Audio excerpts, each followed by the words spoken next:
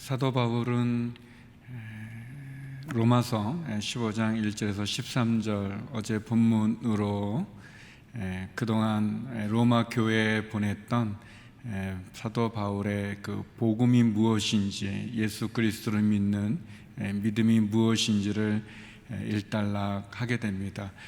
이제는 편지의 마지막 부분으로 바울이 본인이 가지고 있는 개인적인 계획, 또 본인과 함께 동역하는 동역자들에 대한 안부, 그리고 또 마지막 겉면으로 로마서를 마치게 됩니다. 사도 바울은 예수 그리스도를 믿는 믿음으로 말미암아 구원에 이르는 믿음의 복음을 이야기했습니다.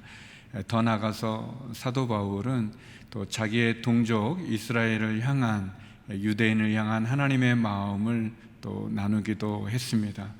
이 모든 과정들을 통해서 유대인이나 이방인이나 하나님의 한 자녀임을 고백했고, 무엇이든 할 수 있는 그 자유를 다른 사람을 배려하고 또 다른 사람을 용납하고 다른 사람을 품는 사랑의 자유로 사용하기를 또 저희들에게 권면했었습니다.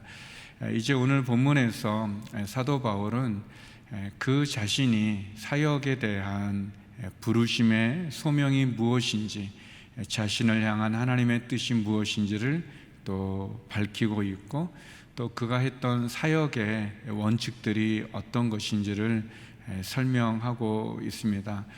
사도 바울은 자기를 위해서 사역을 한 것이 아니라 하나님을 위해서 사역을 했고, 또 사역의 내용도 자신이 정한 것이 아니라 사역의 주체가 자신이 아니었고 하나님이었음을 고백합니다. 그리고 이런 모든 사역을 통해서 얻게 되어지는 영광이 자신의 영광이 아니라 하나님의 영광임을 고백하고 있습니다.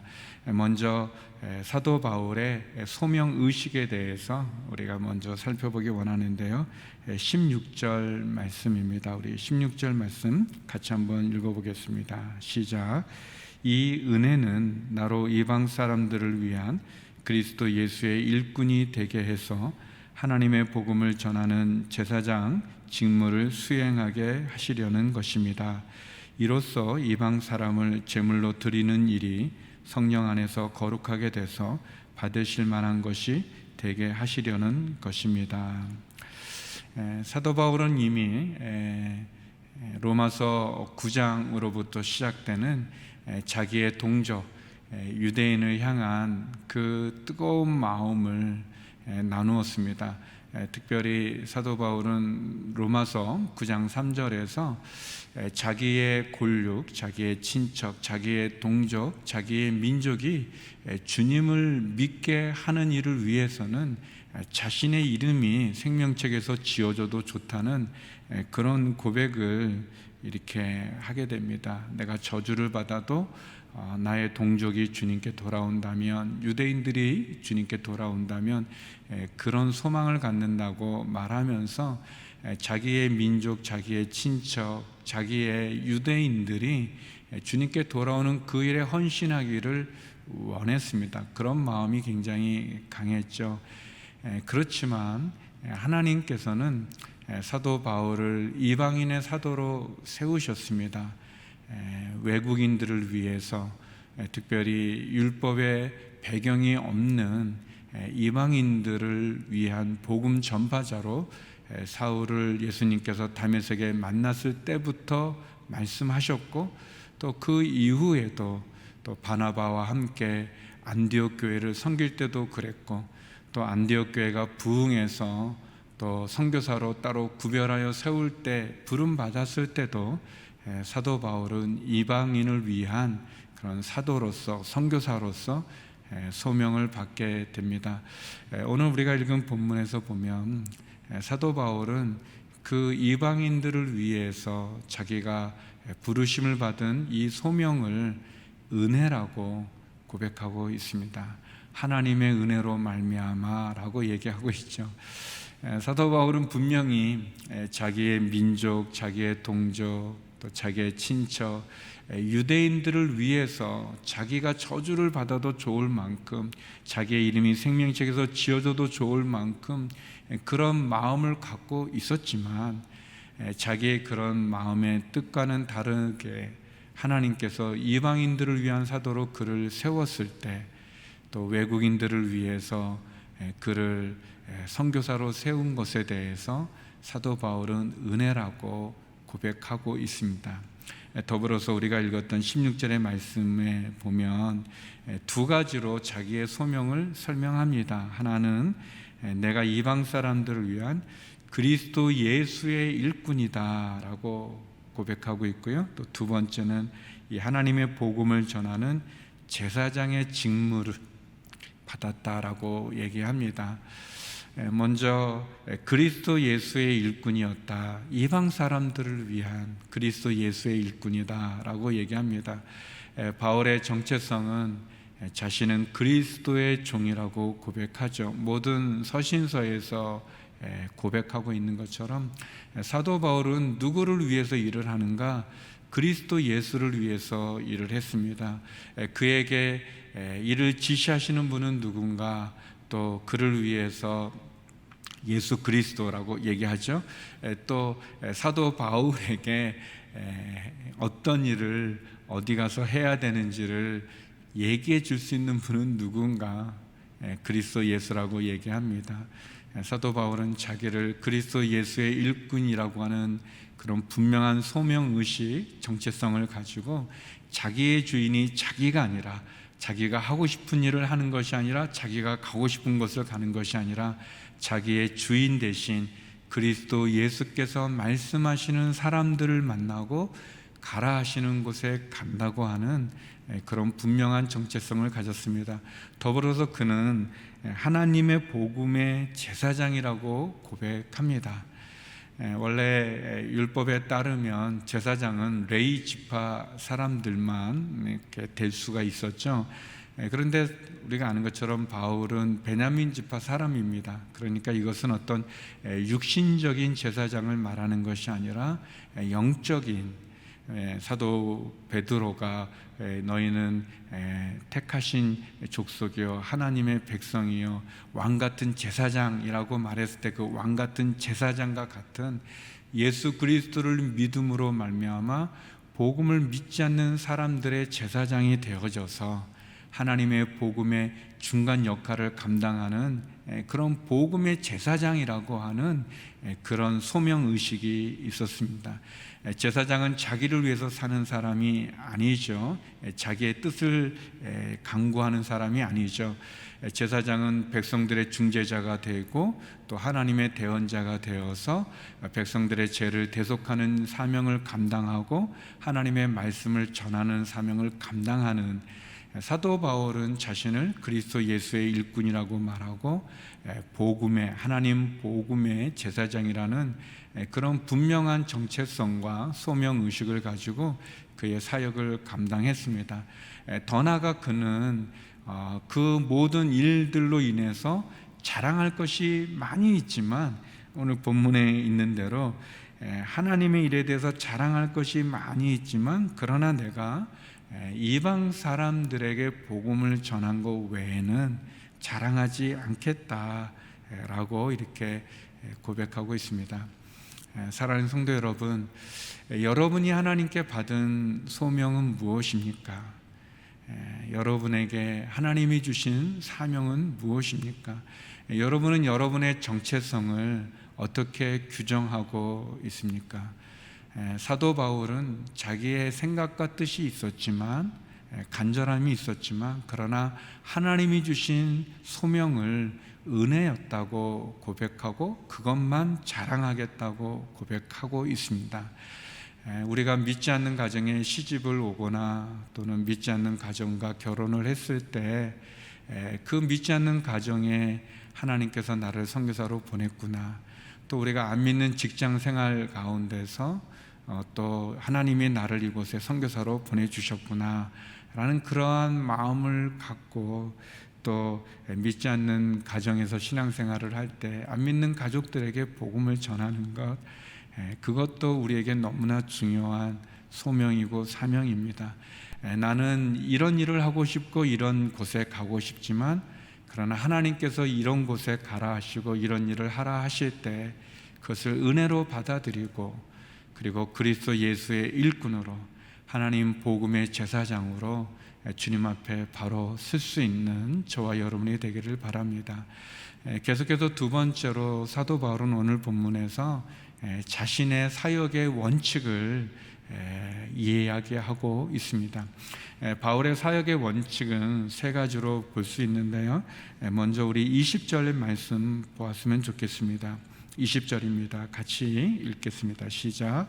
또한 나는 그리스도의 이름을 부르지 않는 곳에 복음 전하기를 열망했습니다. 이는 남의 터 위에 집을 짓지 않으려는 뜻에서였습니다. 사도 바울의 사역의 원칙은 첫 번째는 복음이 전해지지 않은 곳에 복음을 전하기를 원했습니다. 다시 말하면 남의 터 위에 집을 짓지 않은 거죠. 이미 복음이 전해지고 모임이 있는 그곳에 또 가서 전하는 것이 아니라 복음이 전해지지 않은 곳에 전하기를 원했습니다. 또 두 번째 바울의 사역의 원칙은 19절에 보면 마지막 부분에 그는 나는 예루살렘에서 일루리곤까지 두루다니며 그리스도의 복음을 전파했다 그랬습니다.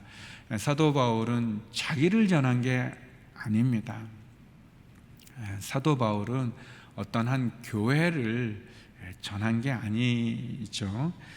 바울은 어떤 교단을 정한 것도 전파한 것도 아니었습니다. 바울은 그리스도의 복음을 전파했다고 했습니다. 바울은 자기가 영광 받으려 하지도 않았을 뿐 아니라 자기를 전하는 것이 아니라 예수 그리스도를 전했고 복음을 전했고 십자가를 전했습니다. 아주 예전에 제가 중국에 선교사로 갔었을 때 좀 이렇게 굉장히 놀랬던 것이 하나 있는데, 우리 한국에는 또 대부분 미국도 그렇고 장로교도 있고 침례교도 있고 감리교도 있고 성결교도 있고 여러 교단들이 있지 않습니까? 그런데 중국은 기독교만 있어요. 그러니까 예수님을 믿는 예수교만 있는 거지 기독교만 있는 거지 어떤 교파가 없더라고요. 지금도 마찬가지로. 그런데 이제 한국에서 갔던 많은 선교사님들이 이제 복음을 전하다가 교회가 세워지게 될 때는 장로교해야 된다, 순복음해야 된다, 감리교해야 된다, 이렇게 선교사님이 파송받은 교단을 세우려고 하는 부분들이 좀 있었어요. 그런데 중국은 그런 교단 자체가 없기 때문에 그냥 기독교, 교회 그것만 있었습니다. 우리가 복음을 전하고자 할 때 예수 그리스도를 전하고 십자가를 전하기를 원합니다. 우리가 종종 전도하다 보면 교회를 우리 교회가 어떤 교회가 너무 좋습니다 라고 교회를 전하는 경우가 있거나 어떤 교단 아니면 어떤 목사님 또는 어떤 사람을 전하는 것이 있지만, 오늘 사도 바울의 이 사역의 원칙에 있는 대로 사도 바울은 그리스도 예수의 복음을 널리 전했다고 합니다. 복음을 전하기를 원합니다. 그리고 세 번째는 여기 18절 19절에 나오는 것처럼 사도 바울은 어떻게 전했는가, 여기 보니까 말과 행동으로 전했다고 하고 표적과 기사의 능력으로 전했다고 하고 성령의 능력으로 전했다고 합니다. 어떻게 보면 너무 중요한 원칙이죠. 사도 바울은 말만 한 게 아니라 말과 행동으로, 말과 삶으로 일치되어지는 메시지와 그 메시지에 합당한 삶을 통해서 복음을 전했습니다. 또 그는 표적과 기사의 능력으로 전했습니다. 사도 바울은 말만 한 것이 아니라 예수님께서 그러셨던 것처럼 말씀과 함께 그 말씀의 능력으로 일어나는 기적적인 그런 표적들, 기적을 통해서 전했고 또 성령의 능력으로 전했습니다. 인간적인 어떤 생각, 인간적인 노력이 아니라 성령으로 말미암아 성령의 능력을 힘입어서 그리스도 예수의 복음을 전했죠. 사도 바울이 말과 삶이 일치되어지는 것, 어쩌면 우리들에게 꼭 필요한 부분이 아닌가 생각이 되어집니다. 또 표적과 기적을 통해, 성령의 능력을 통해, 그리고 어떤 자신을 전하는 것이 아니라 그리스도의 복음을 전하고 또 남의 터 위에 집을 짓지 않는 아주 중요한 그런 사역의 원칙을 얘기하고 있습니다. 사랑하는 성도 여러분, 우리가 각자 받은 소명들이 있습니다. 우리의 직업이 다른 것처럼, 그러나 변할 수 없고 포기할 수 없고 중단할 수 없는 우리 모두가 받은 사명이 있다면 그것은 땅끝까지 주님의 복음을 전하는 것이죠. 십자가의 복음을 전하는 사명일 것입니다. 다시 한번 사도 바울을 통해서 오늘 내가 받은 소명은 무엇일까? 나는 어떤 정체성을 갖고 있는가? 또 내가 사역의 원칙은 어떤 것을 갖고 있는가를 돌아볼 수 있는 귀한 은혜의 하루가 되기를 간절히 소망합니다. 우리 함께 기도했으면 좋겠습니다. 우리 기도할 때 하나님, 멈출 수 없고 포기할 수 없고 마지막까지 감당해야 되는 이 복음 전파의 사명을 감당케 하여 주시옵소서. 하나님, 나의 사역의 원칙이 하나님 기뻐하는 원칙이 되게 하여 주시고 나를 향한 하나님의 부르심의 소명과 사명을 감당하는 삶이 되게 하여 주옵소서. 또 코로나19로 어려운 이 나라 이 민족 온 세계 가운데 더 이상 확산되지 않고 종식되게 하여 주시고 극복하게 하여 주시옵소서. 함께 기도하며 나가겠습니다. 하나님 아버지, 감사합니다. 사도 바울이 받은 그 이방인을 위한 그 사명을 하나님의 은혜로 고백하는 모습, 그리스도 예수의 일꾼이요 하나님 복음의 제사장이라고 고백하는 사도 바울의 정체성, 하나님 남의 터 위에 집을 짓지 않겠으며 그리스도의 복음만을 전하며 말과 행동과 표적과 기사와 성령의 능력으로 사역을 하는 사도 바울의 사역의 원칙을 보았습니다. 하나님, 우리를 부르신 하나님의 부르심의 사명 가운데 그 소명의 자리에 서는 저희가 되게 하여 주시고, 하나님, 우리도 사도 바울과 같이 말과 행동이 일치되게 하여 주시고 주의 복음을 증거할 때 능력이 나타나고 기적이 일어나게 하여 주시며, 하나님, 남이 세운 터 위에 집을 짓지 않도록, 그래서 복음이 증거되지 않은 곳으로 복음을 전하게 하여 주시고, 교회를 자랑하거나 교단을 자랑하거나 또 사람을 자랑하는 것이 아니라, 사람을 전하는 것이 아니라 그리스도의 복음만을, 십자가만을 전하는 저희들이 되게 하여 주옵소서. 하나님 아버지, 우리가 감당해야 될 사명 감당케 하여 주옵소서. 더불어 코로나19의 상황이 속히 종식되게 하여 주시고 치료제와 백신이 개발되게 하여 주시며 의료진들을 하나님 축복해 주시고 확진된 분들에게는 치료와 회복을 베풀어 주옵소서. 코로나19로 인해서 경제적인 어려움이 많습니다. 하나님 불쌍히 여겨주시고 긍휼히 여겨주셔서 잘 헤쳐나갈 수 있도록 도와주옵소서. 소망을 주시고 용기를 주시고 하늘의 창고를 열어 주옵소서. 육체의 질병을 갖고 있는 환우들을 기억해 주시고 우리의 사랑하는 자녀들과 우리의 가정, 우리의 일터, 직장을 축복해 주시며 선교지의 선교사님들을 지켜주시고 인도해 주시옵소서. 하나님 아버지, 사도 바울이 이방인의 사도가 된 것을 하나님의 은혜라고 고백하며 예수 그리스도의 일꾼으로 하나님 복음의 제사장으로 자신이 받은 사명과 소명에 충성을 다했던 것처럼, 하나님, 우리의 생각과 뜻과 마음이 있지만 하나님이 가라 하는 곳, 하나님이 하라 하는 일을 할 수 있는 그런 저희들이 되게 하여 주시옵소서. 하나님, 사도 바울의 사역의 원칙과 같이 말과 행동이 일치되어지는 저희의 삶, 저희의 삶이 저희의 메시지가 되게 하여 주시고, 표적과 기사와 성령의 능력이 나타나게 하시며, 그리스도의 복음만, 십자가만 전하며 복음을 듣지 못한 땅끝까지 이르러 복음을 전하는 저희들이 되게 하여 주시옵소서.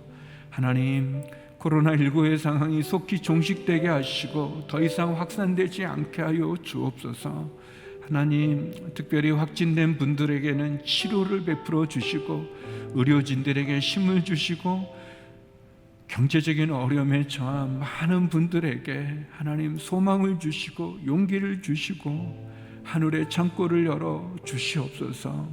병상에 있는 환우들을 기억해 주시고, 우리의 사랑하는 자녀들과 우리의 가정과 일터와 직장을 지켜 주시옵소서. 특별히 어려운 상황에 놓인 우리 고3 친구들과 또 수능을 앞둔 친구들 가운데도 함께하여 주시고, 선교제 선교사님에게 은혜를 베풀어 주시옵소서. 이제는 우리 주 예수 그리스도의 은혜와 아버지 하나님의 그 크신 사랑과 성령의 교통하심이 주님의 부르심에 응답하여 하나님의 부르심의 자리에 서기를 소망하는 머리 숙인 주의 성도님들 가운데, 이 나라 이 민족 선교사님들 가운데 이제로부터 영원히 함께 없길 간절히 축원하옵나이다. 아멘.